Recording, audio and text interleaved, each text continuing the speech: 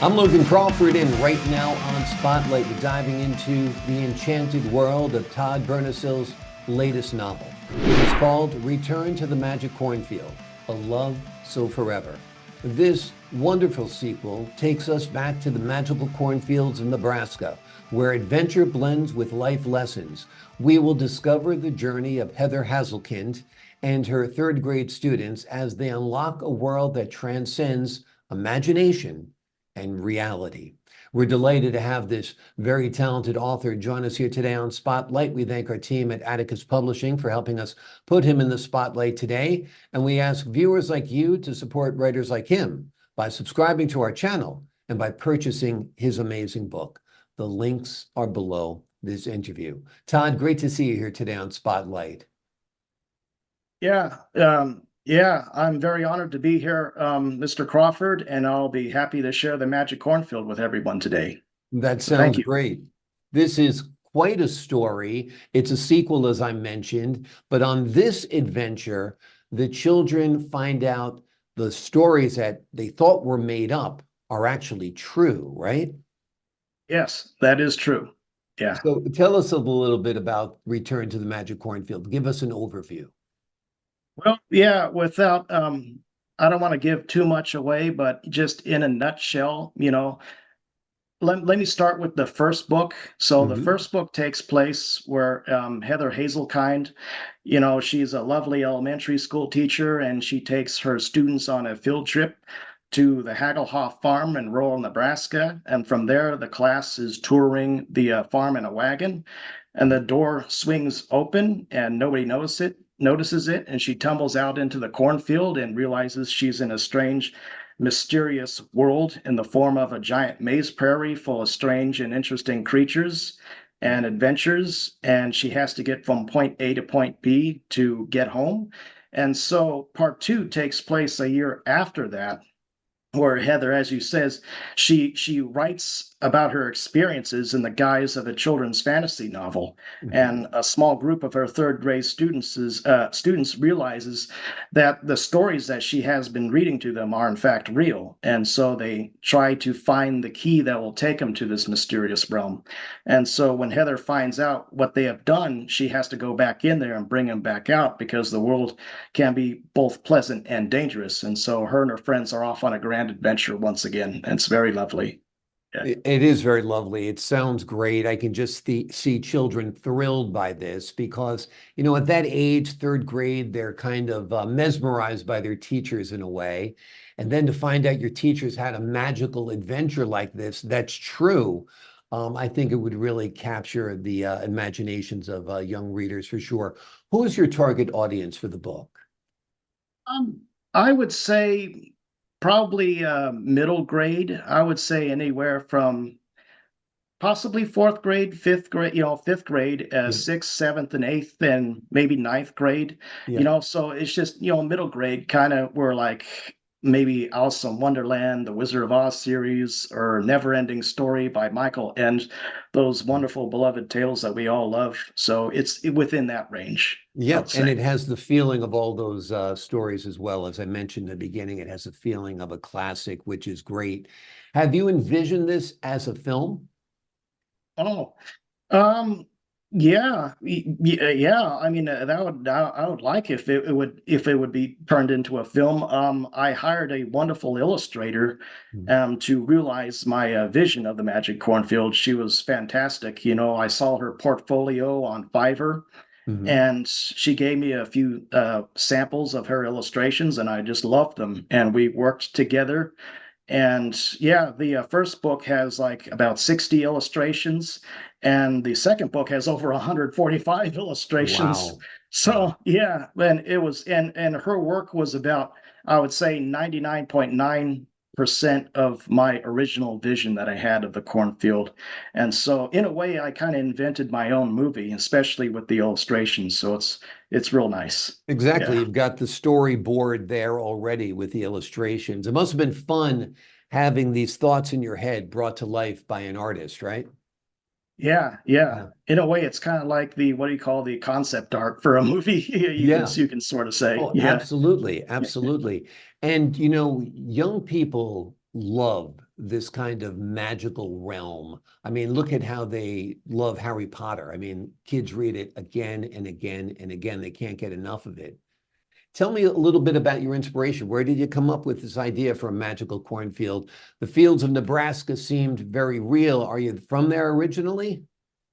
No, no, I wasn't. But yeah, that is a complex question, but I'll try to break it down for you. You see, I think this was during 2009, and that was during that big recession that we had with the housing crisis. Hmm. And so a lot of people were out of work, and I was freshly out of school and unemployed.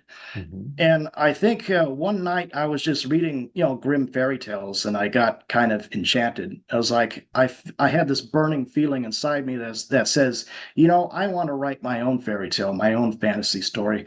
Only this time I didn't want to go the typical European fantasy route with, Dungeons and Dragons, because it's cliche. You go everywhere in Walmart and Barnes and Nobles, it's dragon this, dragon that, unicorn this, unicorn that. I wanted to make something more unique, more Americana, like.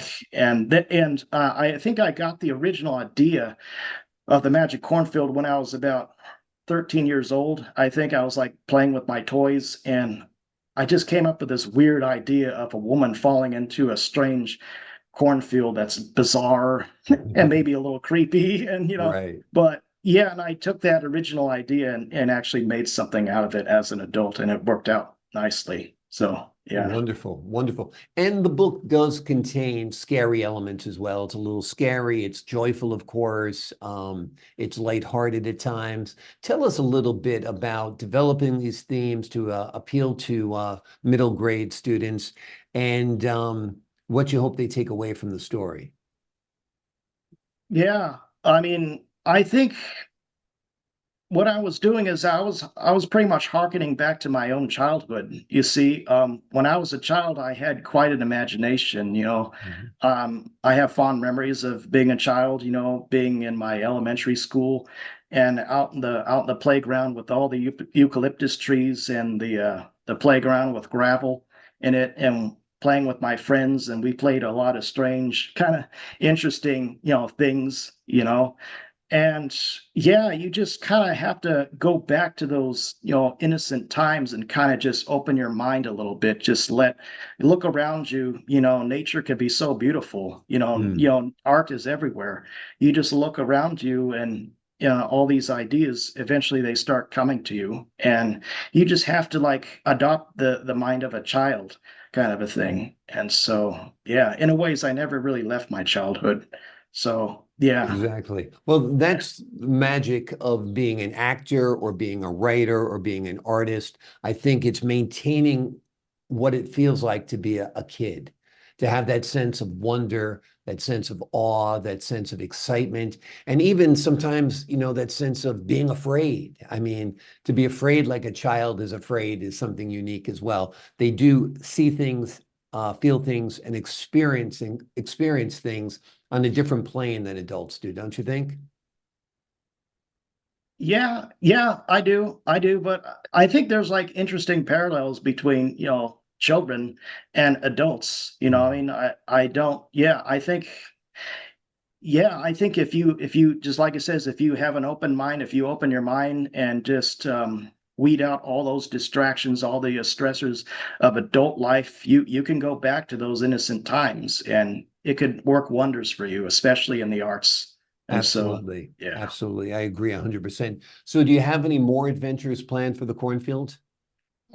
Well, yeah, I mean, no, not at the moment, but to Right. be honest, I think my last novel, Return to the Magic Cornfield, is my finest work. I mean, Mhm. it really is a good novel, and my editor was really impressed, and yeah, I got a lot of good vibes from it. And it's kind of a tall order to put out another sequel that will Yeah. compare to such, a story and surpass it. It's difficult, I mean, but Right. I'll never say never. If I have another story in my heart about Heather and the Magic Cornfield, I'll no doubt write it. So Exactly. yeah. Exactly. Yeah, it is hard to top something you feel is a masterpiece, and it really is well done. Like I said, it feels like an instant classic. But you never know what type of inspiration awaits you as you think about it and come up with more adventures. Who would play Heather in the TV show or movie if you were going to cast an actress? Oh goodness, I don't. Yeah, that's a hard question. I never thought about that, but I think that girl off of Pan's Labyrinth. What's her name? What Hmm. Jennifer? I think Jennifer Connelly or something like that. Okay. Yeah, I think that's what her name is. I mean, she did a fantastic job with Pan's Labyrinth and David Bowie, and she kind of has the features of Heather Hazelkind. She's light skin but dark hair and Hmm. nice eyes, and she's pretty. And so Right. that's what I kind of imagine what a sweet actress, I mean, a Right. nice, sweet, lovely actress to play Heather Hazelkind. Right. So Who's basically almost like if it was a different story, a different tale, Heather would be a princess, right? In a way. She's a teacher in this, but she's yeah, got that classic, beauty of a teacher, of a yeah, princess rather. yeah. And I Yeah. think the beauty about this story is that it's not about, highfalutin castles and, princes and princes and riches. It's just about a plain girl, I Right. mean, who's beautiful, both on the inside and the outside, Right. but she's plain, what I mean, but Exactly. she's pretty, Exactly. and And like you said, this isn't about castles. It's not about dragons. It's not about all that other stuff. It's about Americana. It's about cornfields and the secret world that lurks beneath. Can you give the folks at home, without giving away too much, a little idea of what that world is like beneath the cornfield? well, yeah, I mean, like it says, there's a lot of strange and interesting creatures. It's both pleasant and kind of upbeat, but it could also be somewhat terrifying too. And Hmm. so, and I kind of balanced it well out. Yeah, there's like, magic silk moths that spin her a nice silk coat, and there's a lovely lady who lives inside of a giant cornstalk. Um, yeah, it's in the form of a house, and there's a witch that lives in a giant pumpkin house. And yeah, she meets, dancing mud skippers, I guess. There's a nice sequence in there where she's dancing with mud skippers and they're singing delightful songs and all. And yeah, and there's some terrifying creatures. There's like a giant leech in there, and there's like a giant toad with fangs. You know what I mean? So it's just That's all great. kinds of strange, weird, interesting things, and they're unique, and it was real fun to make. And so Awesome. yeah. Awesome. Like I said, you've created a whole new world that's unique in its own right, of course, but harkens back to classics like Wizard of Oz, things like that, where there are the good princesses and there are the evil flying monkeys and the bad witch. But your character is unique with, scary leeches and, you've got the wonder of moths that are spinning silk clothes for Heather. Really, really good stuff. Todd Bernacil is out with a hot new novel that is aimed at children who are basically from third grade to ninth grade. Adults would enjoy reading this as too. The illustrations are beautiful. They're wonderful. The name of the book is Return to the Magic Cornfield, A Love So Forever. It's a sequel that takes us back to the magical cornfields of Nebraska, where adventure blends with real life lessons. It's an amazing tale. You'll love it. Your children would love it. The links are below this interview. Todd, thanks so much for joining us here today on Spotlight. Thank you so much, Mr. Crawford. I'm real honored to be here. It was an honor Yes. to have you on the show. And to the folks at home, I'm Logan Crawford, thanking you for your time this time. Until next time on Spotlight.